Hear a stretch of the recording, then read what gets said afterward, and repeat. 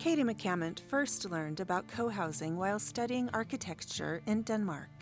Inspired by the environmental and social sustainability that the housing model creates, she co-authored the book that introduced co-housing to the United States.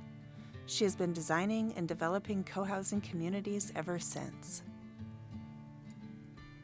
Your typical co-housing community starts by somebody has heard about this concept somewhere and it's like, wow, I'd really like to live in a neighborhood like that. And then they look around and there's nothing there in their region that they can buy into. So they start talking to friends. And out of that, you start to get some people interested in how do we actually create a neighborhood like this? Most communities don't start with 30 families. They start with 3 or 6. And that's who usually is the core group that gets the land under contract and gets the project off the ground. And then they're looking for other people who want to buy into that type of neighborhood and grow the community as they are moving themselves through the development process. There are now over 200 co-housing communities across North America. Some are rural, some are very urban. Probably most of them are in the suburban areas where most housing is built. But I think that's what's really exciting about the co-housing concept is you can adapt it to these very different situations. It may seem overwhelming, this idea that you could go out and start a neighborhood when you're not an architect or a developer. But here we've got 200 communities out there that were started just like that, where people started talking to other people and pooled talents, brought together a team to support them, and actually built a neighborhood that was more connected, uses a lot less water, a lot less resources. It's actually something you can do. Once you have land, you have a timeline and everything flips into high gear. Over the last 35 years of doing this work, we've actually learned a lot. We've learned a lot of best practices about how do you work in a collaborative real estate development world. What's the most important things for the consumers, the buyers group, the co-housers to do? How do they work with professionals, with professional developers, with architects, with banks? How do you structure the financing to get these projects built? How do you set it up so people can get competitive mortgages? So there's actually a lot of background now. We're not starting from scratch anymore.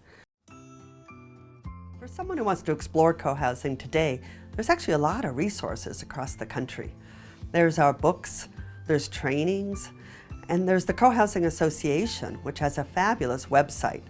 On that website, there's a directory of communities all across the country. So you can see what's available in your region. A lot of them give tours. You can go talk to people. You know, I'm a real believer that seeing is believing, so nothing like visiting an existing co-housing community to see what it's about and talk to people who live there. That's a great way to explore if this might be an option for you.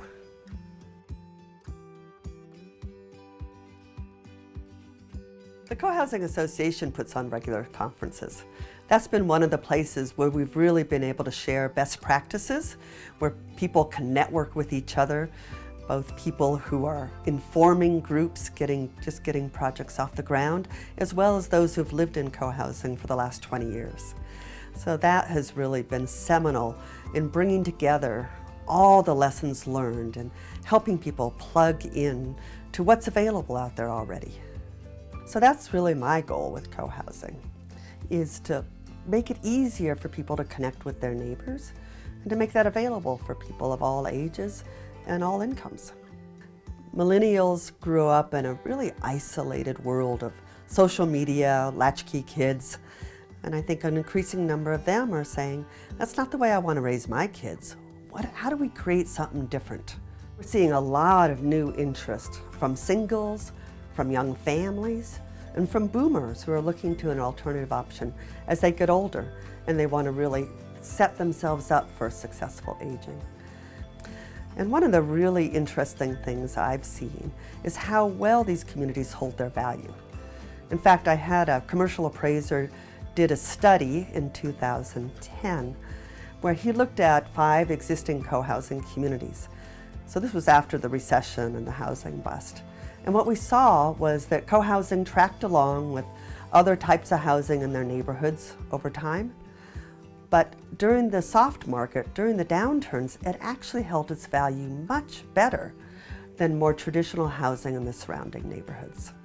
Consumers have a lot more power than they realize. The thing that really gets me excited about co-housing is that it provides a model of how to live the good life, a really good life, while not using as much of the Earth's resources.